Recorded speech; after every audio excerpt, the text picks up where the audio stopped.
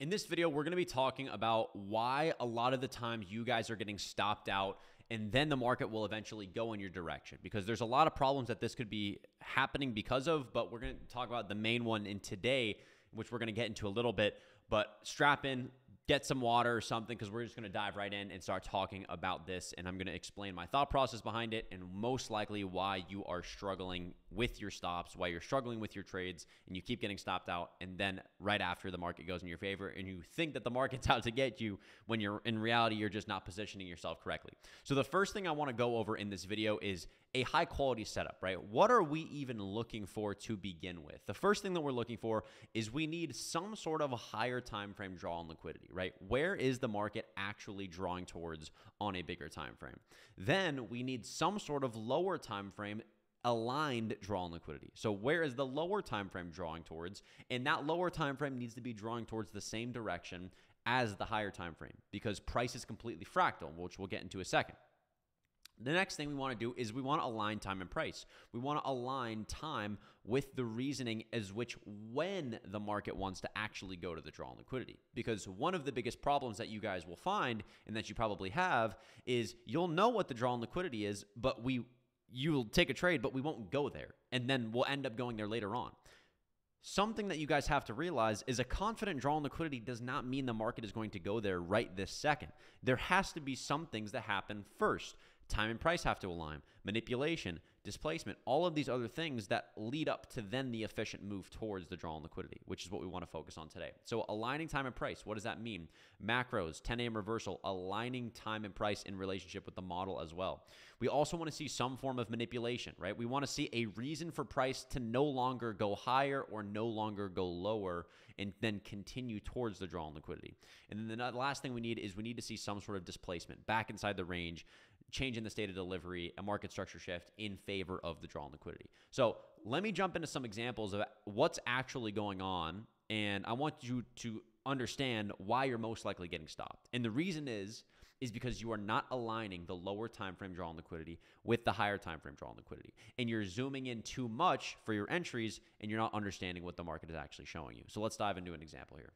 So I want you to look at this chart in front of us, right? What is going on here? Well, we look like it's a possible short opportunity, right? We have a bigger time frame imbalance that's getting rejected. Internal buy side's been swept. Manipulation leg, right? This is where I would draw in my standard deviation, right? Everything looks good for a possible short, right? And then we would mark this as sell side liquidity. Now, if we were just looking at this chart, we could say, yes, this looks possibly good for a short, especially if there's, something like this as an SMT or whatever. This would be our short, right? We would take some sort of short here because we've gotten what we need. Why would we take a short? Buy side, rejection of a bigger time frame imbalance, displacement, pull back to a breaker, right? But now let's add some more context to this trade. So let's look at this exact same setup now, but now we have more context of what the bigger time frame looks like. So if we were going to look at this and we were going to say and take the exact same trade, there is a lot more likely of a chance for this to get stopped out, right? For this to eventually do something like this, potentially. And then maybe go. And then maybe, or it could literally just sit here. We don't know. And let's talk about why that is. Because a lot of you guys are focusing on the smaller time frame and not aligning the bigger time frame draw on liquidity. Because if I'm looking at this, I could potentially think that the draw on liquidity is higher. And we'll flip that in a second of looking at the longs and understand when the actual time is right. But the first thing I want you to focus on is just the idea that a good model doesn't always mean it's a good model if you don't have context as the actual reason why the market should be moving.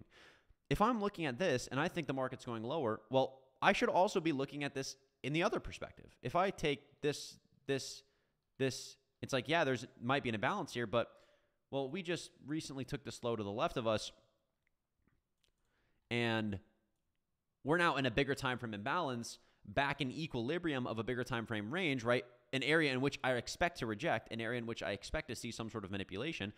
There is a very high probability that this bullish imbalance will hold bullish, right? There's no longer a reason for price to go lower. Now, there could be a reason, again, with more context, we don't know. Maybe there's sell side down here. Maybe there's an SMT on a bigger time frame up here. We don't know. And that's the thing about being a trader. And as a trader, you are constantly being taken the data that's being given to you. Your goal is to assess your analysis based off of the data that's being given to you. And in certain circumstances, you're going to be too focused on what something small looks like, when in reality, you should be focusing on, is there a reason which that should even happen on the bigger time frame? So the highest quality setups you're going to get is when you can align the bigger time frame with the lower time frame, because there's a reason for price to move, and that is when you will get efficient price action. So now let's look at this exact same example, but for longs. So let's look at kind of where the market is right now. I'm just going to draw this. I'm going to go out the thought process of a lot of people, right? So you're like, okay, equal highs above or whatever. Let's say there's an SMT. Oh, but we displaced breaker. All right, we probably end up rejecting this, right? We probably do something like this. And we're looking for a possible like long opportunity, right? And we're possibly just consolidating here. And at this point, you're like, oh, we held. I'm going to long. You probably take a long. We probably head lower. You then are looking for a long here, right? Because this is what you're probably looking like, right? Sell side liquidity swept. Displacement above a bigger time frame. You're like, all right, long. And then we probably do something like this. And then we probably do something like this. And then we have a buy model, right? So how do we avoid us taking longs?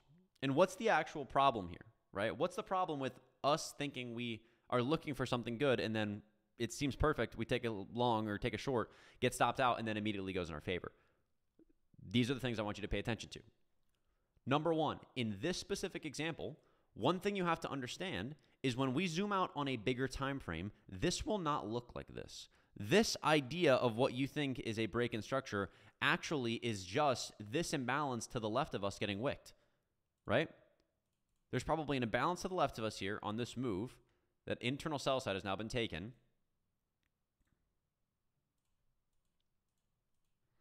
And your change in the state of delivery or your market structure shift or displacement actually is just that fair value gap getting wicked. And then we have an actual change in the state of delivery because bearish imbalances are no longer getting respected.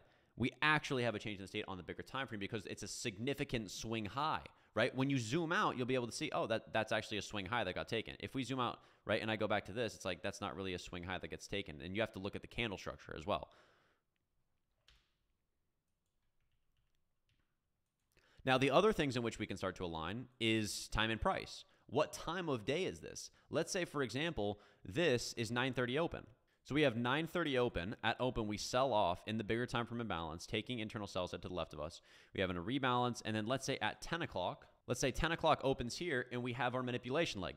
What is happening at this time? Well, 9:50 macro and 10 a.m. open. What are we expecting? Possible reversal, 10 a.m. reversal.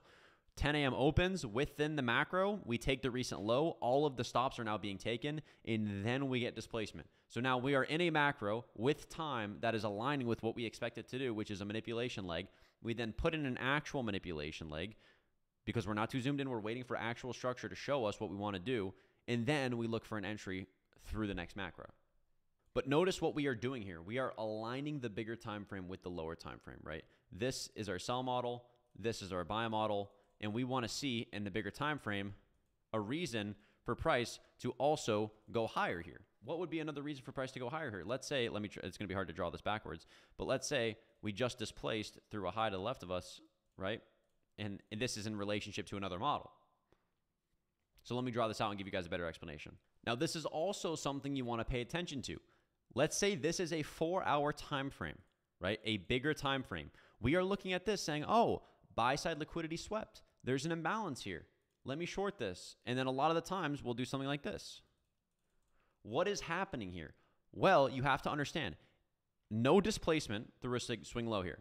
Because a lot of the times the initial move lower after buy side or sell side is taken is the actual low that will be the displacement low. So what you'll normally see happen here is you'll see something like this, where this low will get put in. We'll then end up building structure here, have a manipulation leg, and then displace. And this low that was actually the initial low of the initial displacement leg back becomes the breaker, becomes the level in which we displace. So don't be too focused on the initial thing because what we want to do is align the bigger time frame. So now let's say this is our bias here, right? Let's say there was an SMT here. Let's say there's a breaker here on a bigger time frame. Let's say there's a fair value gap here. So this is a 4-hour. Now, I'm not a swing trader. I'm not going to take a 4-hour trade here. What am I looking for? Well, what's my drawn liquidity? I'm going to say, okay, well, all of this is low resistance liquidity, right? I'm going to look for sell side. Let's say these are relative equal lows down here. Now, what I'm looking for is I'm looking for literally the exact same thing. I'm looking for manipulation here, displacement, imbalance. So I zoom in, and this is what I'm looking for.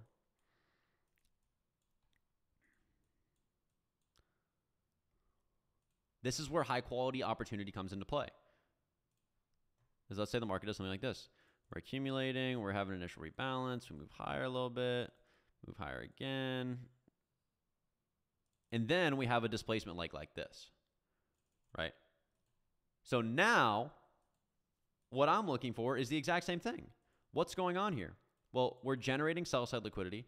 We've now had some form of manipulation, right? Why didn't I take anything here? Because there wasn't displacement, right? Even though this high got taken, we went lower, no displacement through a swing low, went higher. Again, this is where shorts are getting in too early, too tight of a stop, stopped out, then goes in your favor.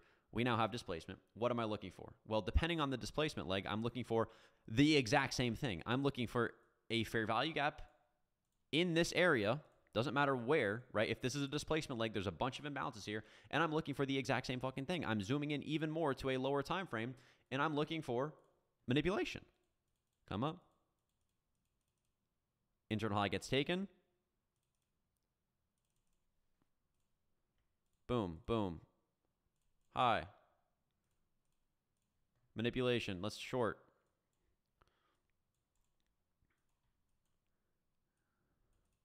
And even if I'm targeting the internal low, I still have great risk.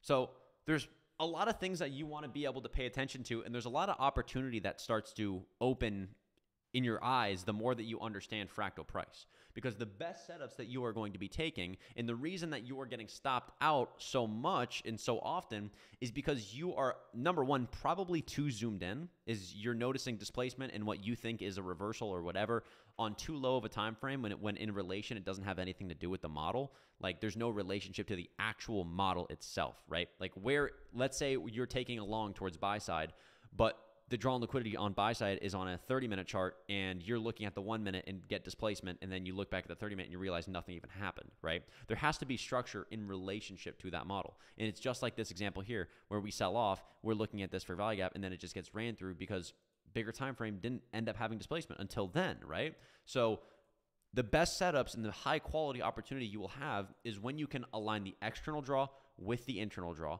You can align time and price, and you can look for manipulation in areas in which you are expecting to reject in favor of the drawn liquidity, right? What are areas in which I expect to reject? Here. Why? Because it's in relationship to the sell model. There's been manipulation. It's a breaker, right? It's an entry model. And then I zoom into that entry model, and I find the model inside of the entry model, right? So if any entry model you have, right, for example, a regular breaker, low gets swept, and there's a breaker here, I'm not taking this breaker. Use it to your advantage, because if you're just trading patterns, you don't have context. Number one, this breaker doesn't mean shit unless there's buy side above. This breaker doesn't mean shit unless there's been manipulation as sell side has been taken, or there's a bigger time frame imbalance here, right? Manipulation, this doesn't mean shit unless there's maybe an SMT here, unless there's a macro opens that right here, right? And there's also doesn't mean shit unless I can zoom in to a lower time frame and there's a reason for me to actually buy this, right? So there's a lot of shit that you guys need to focus on when it comes to fractal price and when it comes to aligning the bigger time frame with the lower time frame, understanding time and price. That is how you're going to get the highest probability setup. So hopefully you guys enjoyed this video. I know it was a quick little rant going over a lot of stuff, but hopefully this was able to open your eye, because I see so many traders having this mistake. So I'm hoping that it maybe gave off a little light bulb for you on what you're doing wrong. Enjoy the rest of your day, and I will see you all in the next video. Peace out.